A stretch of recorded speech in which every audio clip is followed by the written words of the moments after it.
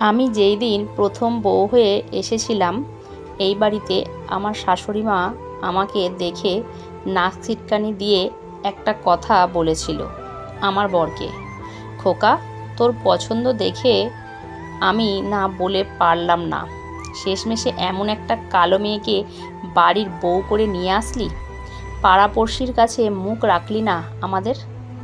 আমার বর সেই দিন সবার সামনে আমার হাতটা ধরে বলেছিল, চামড়ার সৌন্দর্য আজীবন থাকবে না মা, দায়িত্ব, ভালোবাসা আর বোঝাপড়াটাই আসল। সেইগুলো নীলুর মাঝে আছে, বইয়ের গুণ আছে, মানলাম, কিন্তু নাতি নাতনি যদি বইয়ের দিকে যায় তখন তখন কি করবি মা? সন্তান উপরওয়ালার দান, সন্তান সুদর্শন হওয়ার চাইতে যেন সৎ আর ন্যায়পরায়ণ হয়, সেই দয়া কইরো। শাশুড়ি সেই দিন আর পাল্টা কোনো উত্তর করেনি, তবে তার চোখ মুখ দেখেই আন্দাজ করে নিয়েছিলাম এই শান্তিকুঞ্জে আমার শান্তি চাইতে অশান্তির অধ্যায়টাই বেশি বড় হবে। হলেও তাই।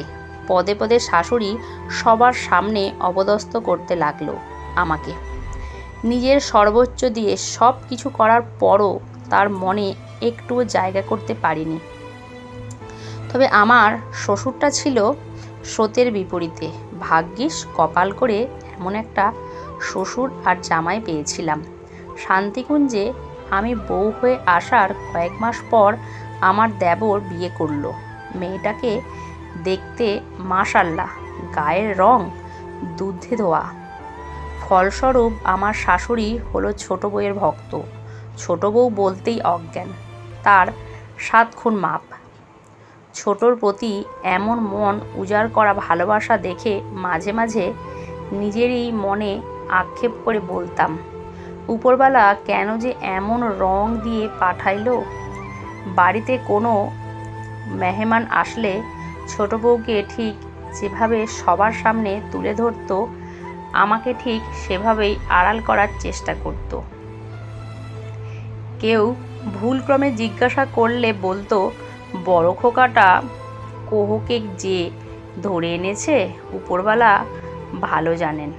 কত শখ ছিল বাড়ির বড় ছেলের ধুমধাম করে বিয়ে দেব, সে ঘুরে বালি।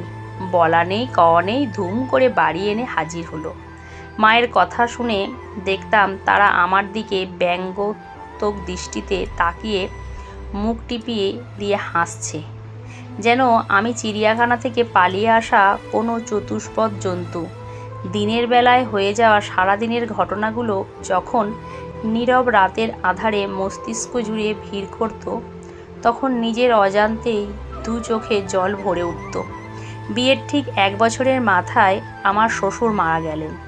বাবা নামক শব্দের গভীরতা আর বাবার শূন্যতা সেই দিন খুব করে অনুভব করেছিলাম। জন্মের পর বাবাকে দেখিনি, কখনো তার আদর সোহাগ পাইনি। তবে বিয়ের পর শ্বশুর আমার সেই অপূর্ণতা পূর্ণ করে দিয়েছিল। শ্বশুর মারা যাওয়ার কয়েক মাস পর আমার দেবর একদিন সন্ধ্যায় অফিস থেকে ফিরে সবাইকে ডেকে বলল, মা, ভাইয়া, আমার প্রমোশন হয়েছে, চাকরির সুবাদে আমার স্থানান্তর হয়েছে, এই বাড়িতে আর থাকা সম্ভব হবে না। প্রমোশনের কথা শুনে সবাই খুশি হলেও বাড়ি ছাড়ার কথা শুনে মন খারাপও হলো। কিন্তু কি করার, চাকরি করতে হলে তো এতটুকু ছাড় দিতেই হবে। আমার বর মাকে অনেক বুঝিয়ে সুঝিয়ে রাজি করলেন। মা সিদ্ধান্ত জানালো সে ছোট ছেলে আর ছোট বউয়ের সাথে থাকবে। এই বাড়িতে থাকলে শ্বশুরের স্মৃতি নাকি তাকে বড্ড কষ্ট দিবে। আমরা দুজনেই অনিচ্ছা সত্ত্বেও মাকে দেবরের সঙ্গে যেতে দিলাম। একটা গোটা পরিবার হঠাৎ করেই ছন্নছাড়া হয়ে গেল। প্রায় রোজ একবার হলেও মায়ের সাথে কথা বলতাম আমরা। মা বিরক্ত নিয়ে বলতো, আমি খুব ভালো আছি, বারবার এক কথা জিজ্ঞাসা করার কি দরকার? উপরওয়ালা কি কুদরত, ছোট আর আমি একই সাথে প্রেগনেন্ট হলাম। দিন যত যেতে থাকলো মনের ভেতরে অজানা একটা ভয় চারা দিয়ে উঠতে লাগলো। শাশুড়ির কথা যদি এইবার সত্যি হয়ে যায়।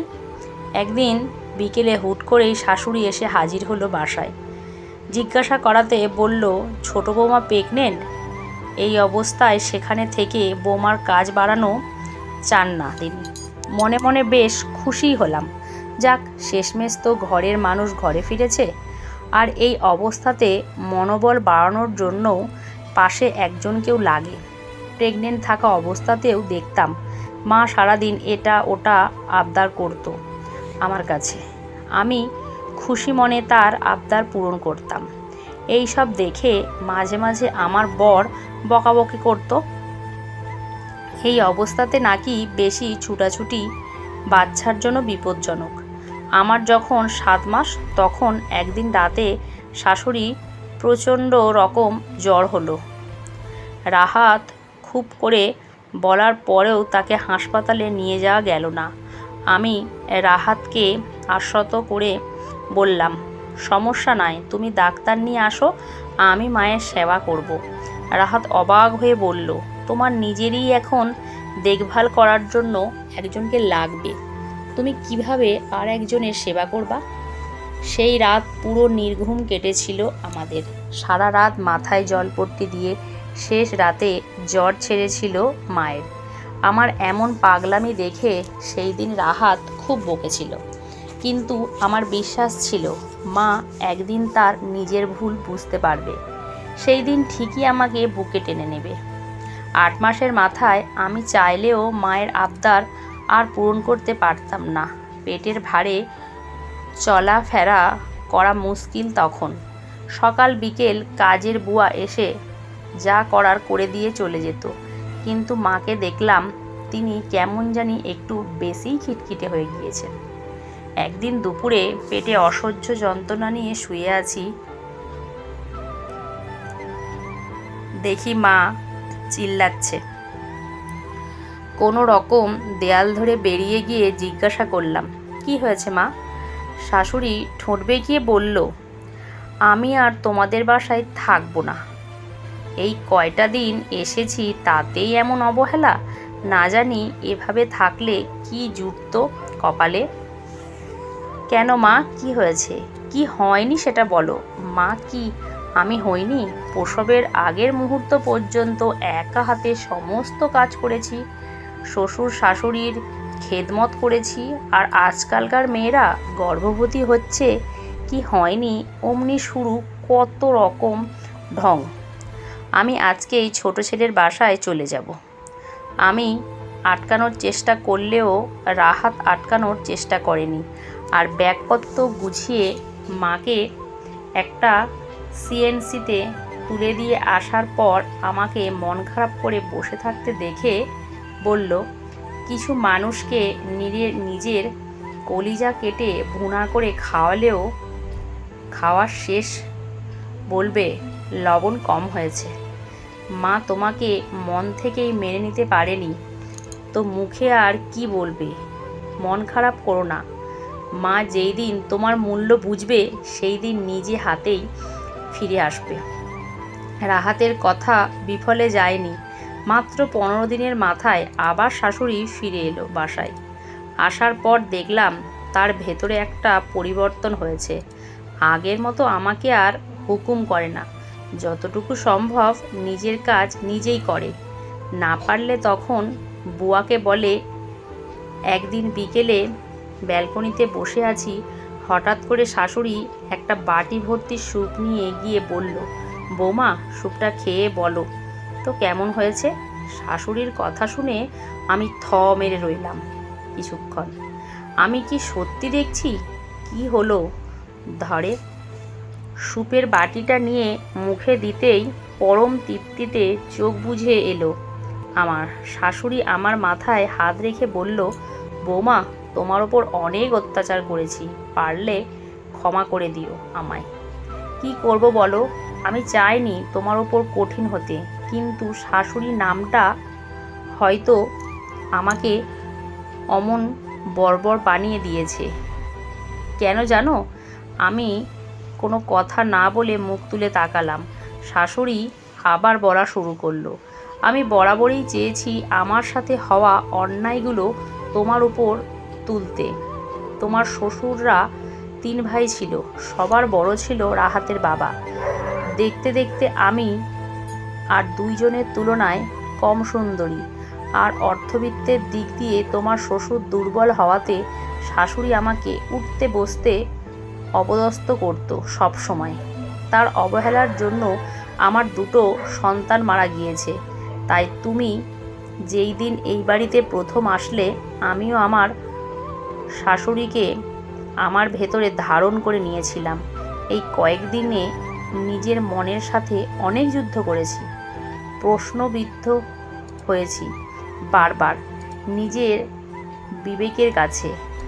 আমার সাথে হয়ে যাওয়া অন্যায়ের প্রতিশোধ নিতে আমি যদি শাশুড়ির রূপ ধারণ করি, তাহলে দুজনের ভেতরের পার্থক্য রইল কোথায়? হয়তো আমার মতো তুমিও তোমার ছেলে বউকে একই ব্যবহারটা ফিরিয়ে দেওয়ার চেষ্টা করবে। কিন্তু ছোট ছেলের বাড়ি গিয়ে বুঝেছি, মেয়েদের রূপে নয়, গুণে পরিচয়। আমাকে ক্ষমা করে দিও বৌমা। আমি মায়ের হাত জোর মাথার ওপর নিয়ে বললাম, বাবা মায়ের হাত ক্ষমা চাওয়ার জন্য নয়, সন্তানদের আশীর্বাদ করার জন্য। মা আর কিছু বলল না। পিছন থেকে আমাকে তার বুকের সাথে চেপে ধরলেন। বুকে মাথা রেখে স্পষ্ট শুনতে পাচ্ছি মায়ের হৃদয়টা কেঁপে কেঁপে বলছে, নিতু, তুই জিতেছিস, তুই জিতেছিস। বন্ধুরা, আমাদের এই গল্পটি যদি ভালো লেগে থাকে, লাইক, কমেন্ট, শেয়ার ও সাবস্ক্রাইব করে আমাদের পাশেই থাকবেন। ধন্যবাদ সবাইকে। ভালো থাকবেন।